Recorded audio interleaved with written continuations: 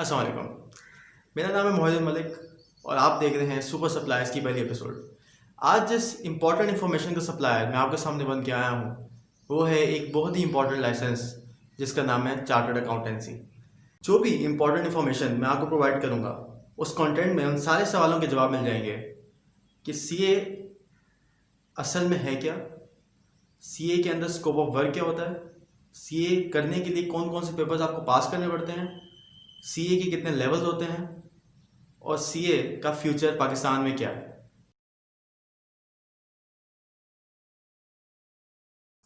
तो सबसे पहले हम इस बात पे डिस्कस कर लेते हैं कि सीए करने के लिए आपको क्या क्या रिक्वायरमेंट होती है।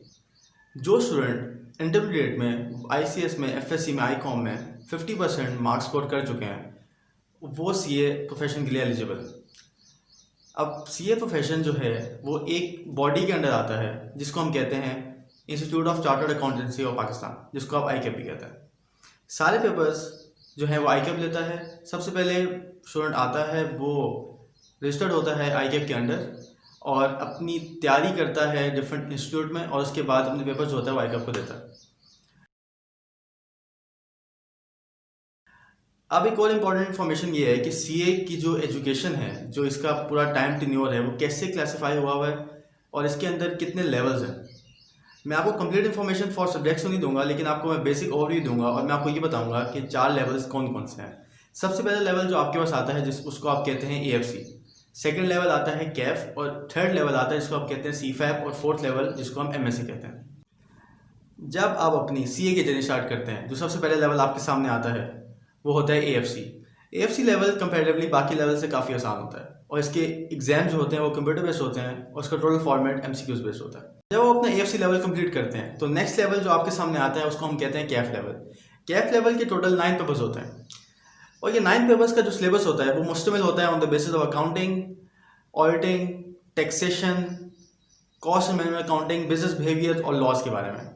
इसको आप सारी इन्फॉर्मेशन आपको इस बारे में एलिजिबल करती हैं कि जब आप अपना कैफ लेवल कंप्लीट करते हैं तो आप अपना सीए की जर्नी को स्टार्ट कर सकते हैं। अब जो नेक्स्ट लेवल आ रहा है उसको हम कहते हैं सीफैप। सीफैप लेवल जो होता है वो आपका स्टार्ट होता है जब आप अपनी आर्टिकलशिप स्टार्ट करते हैं। सीए में ये होता है कि जब आप कैफ लेवल कंप्लीट करते हैं तो आपको 3.5 ईयर्स की अपनी आर्टिकलशिप भी कंप्लीट करनी पड़ती है जिसको हम ट्रेनिंग कहते हैं। और ये ट्रेनिंग इसलिए ज़रूरी है कि ताकि जब आप अपनी सीए क्वालिफाई करते हैं और आप अपनी 3.5 ईयर्स का एक्सपीरियंस भी करते हैं तो आप एक प्रॉपर चार्टर्ड अकाउंटेंट बन जाते हैं और आपको टोटल एक्सपीरियंस भी होता है और आपको टोटल नॉलेज भी होता है कि आप अब एक एज अ चार्टर्ड अकाउंटेंट कैसे परफॉर्म करेंगे। सीफैप के बाद नेक्स्ट लेवल जो आ रहा है आपके सामने उसको हम कहते हैं एमएसए। एमएसए जो कंसिस्ट करता है 2 पेपर्स के ऊपर। अब टोटल जो आपके सामने जर्नी मैं क्रिएट कर रहा हूँ वो 21 पेपर्स की जर्नी है और इसका टोटल टेन्योर जो मिनिमम आप लगा सकते हैं वो 5.5 ईयर्स होता है।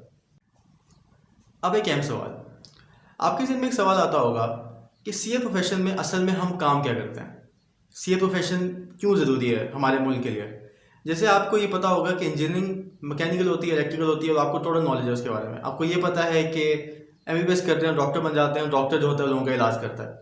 आपको ये बात पता है कि जब एलएलबी कंप्लीट करते हैं तो आप लॉयर बन जाते हैं, लॉयर का काम है केस लड़ना या वो वकालत शुरू कर देता है।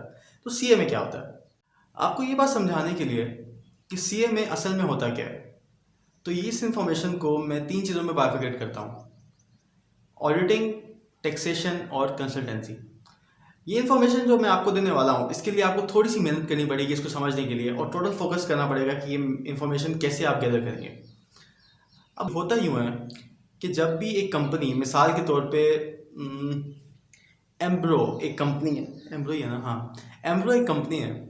अब एम्ब्रो कंपनी के जो मालिक होंगे वो ये जानना चाहेंगे कि इस साल एम्ब्रो कंपनी ने क्या कमाया है या क्या सेल किया या क्या प्रॉफिट था और हमारे कंपनी के अंदर क्या क्या चीज़ें मौजूद हैं, हमारे एसेट्स क्या हैं, हमारी लायबिलिटीज़ क्या हैं।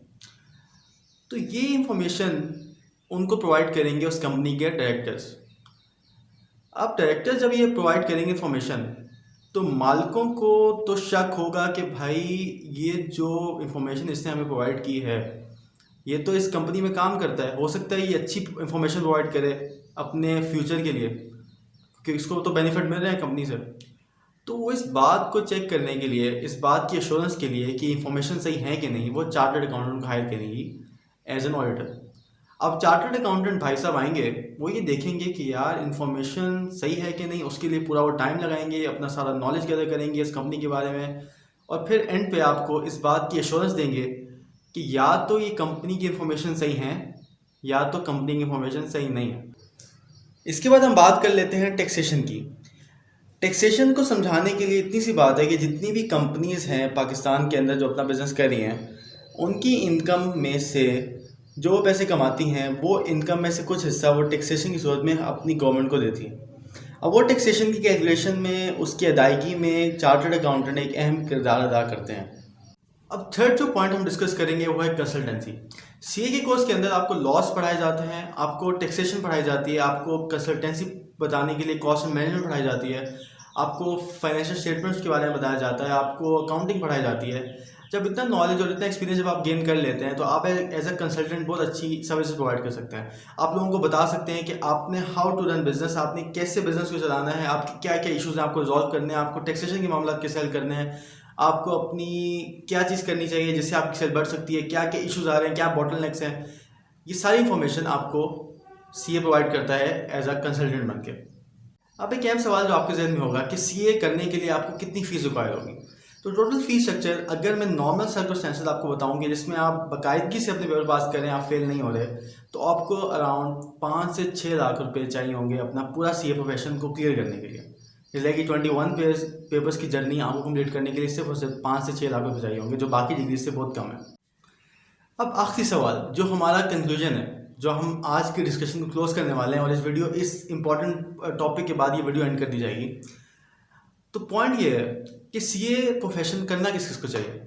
मैं आपको ये तो नहीं कहूँगा कि आप जिस प्रोफेशन के भी हैं, आपको अकाउंटिंग पढ़ के आएँ, आप ये करें, आप जो भी आईकॉम करके आएँ, बीकॉम करके आएँ, आप सिर्फ और सिर्फ इस चीज़ को एनालाइज करें कि आपकी एनालिटिकल अप्रोच अच्छी है, क्या आप चीज़ों को एनालाइज अच्छी तरह करते हैं, क्या आप मेहनत कर सकते हैं इस प्रोफेशन में जाके, क्या आप प्रैक्टिस कर सकते हैं, क्या आप चीज़ों को, आपका आईक्यू अच्छा है। क्योंकि जब आपके सामने एक सवाल आएगा और वो सवाल आपको एनालाइज करना है और आपको समझ जाए कि सवाल का जवाब क्या है, तो उसके लिए आपको कम टाइम में क्या आप चीज़ों को एनालाइज करके उनका कंक्लूजन दे सकते हैं। तो ये सारी चीज़ें आपको प्रैक्टिस भी दी जाएगी, आपको समझाया जाएगा। लेकिन इंपॉर्टेंट पॉइंट तो है कि अगर आप अपने आप को एक लाइक स्टूडेंट समझते हैं और आपको लगता है कि आप मेहनत कर सकते हैं, आप मेहनती हैं, तो आपको ये प्रोफेशन जरूर ऑप्ट करना चाहिए। इस प्रोफेशन का फ्यूचर बाकी फ्यूचर की निस्बत काफ़ी ज़्यादा ब्राइट होता है, क्योंकि इस प्रोफेशन के अंदर जो भी चार्टर्ड अकाउंटेंट निकलते हैं वो काफ़ी कम होते हैं, उनकी तादाद काफ़ी कम होती है, जिसकी वजह से उनकी डिमांड काफ़ी हाई होती है। अब एक इम्पॉर्टेंट सवाल, वो सवाल ये है कि चार्टर्ड अकाउंटेंसी का फ्यूचर क्या है पाकिस्तान में। अब मैं आपको समझाता हूँ एक पॉइंट।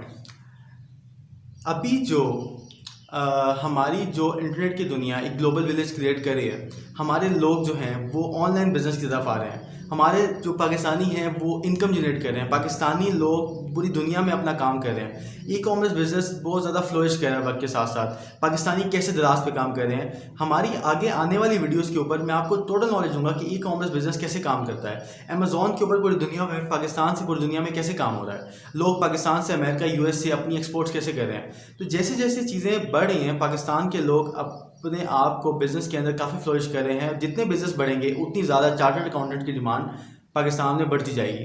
तो on the basis of this information मैं आपको अपना कंक्लूजन दे रहा हूँ कि पाकिस्तान के अंदर चार्टर्ड अकाउंटेंट्स की डिमांड बहुत ज़्यादा बढ़ने वाली है। और आपके लिए इंपॉर्टेंट इन्फॉर्मेशन ये है कि इन फ्यूचर वीडियोस के अंदर हम आपको बताने वाले हैं कि आप कैसे अपना बिजनेस फ्लोरिश कर सकते हैं टुवर्ड यूएसए, यूके, और कैसे अपने ई कॉमर्स बिजनेस को कैसे बढ़ा सकते हैं। पाकिस्तान के अंदर ई कॉमर्स बिजनेस कैसे होता है, पाकिस्तान के वेबसाइट कैसे बनती है, पाकिस्तान के सोर्सिंग कैसे होती है, आउटसोर्सिंग कैसे होती है, ये सारी इन्फॉर्मेशन आपको हमारी नई आने वाली वीडियोज़ में मिल जाएंगी। तो hope so you stay tuned with us, और थैंक्स फॉर वॉचिंग। अल्लाह हाफ़िज़।